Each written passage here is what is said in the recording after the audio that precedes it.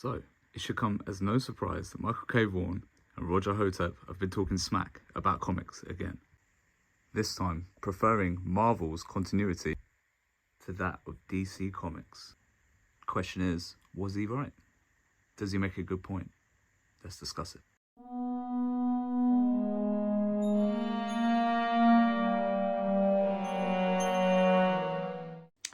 Welcome back to the channel. So, I'm not here to give Michael K. Vaughan a hard time. In fact, I actually loved his video. So this isn't a response video in any way made to try and get at Mike or any of the points he made, because I basically agreed with almost all of them.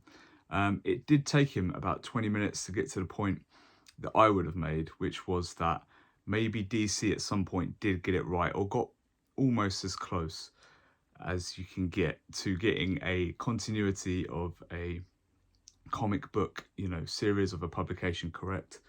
Obviously, Marvel, the system they use to kick it down the road, to allow their readers to kind of base their timeline around their own experiences, their own time in the world at the moment, is a great idea.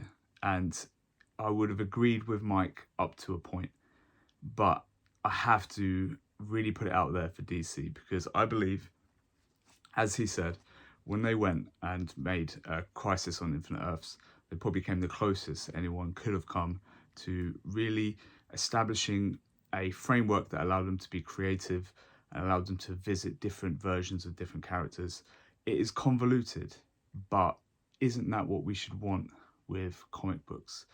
More fun, the more convoluted, the more ridiculous they get, the more fun they become, right? So I'm one of those that even when Marvel went down that kind of rabbit hole of becoming extremely convoluted, Spider-Man, the Clone Saga with the Jackal was ridiculous, but it was ridiculous fun. Who doesn't want to see a zombie Gwen Stacy at the end of the day? Now, obviously, I'm going to be incredibly biased to my own time frame. The comic books of the late 80s and early 90s get a bad rap for being overly adult, trying to kill off their characters all the time, being too self-serious, being too gritty and hard-edged. But it was fun. It was really exciting to not know really, is Batman going to be Batman? Is Superman dead? These things were crazy at the time. The storylines were crazy. We had some great writers working.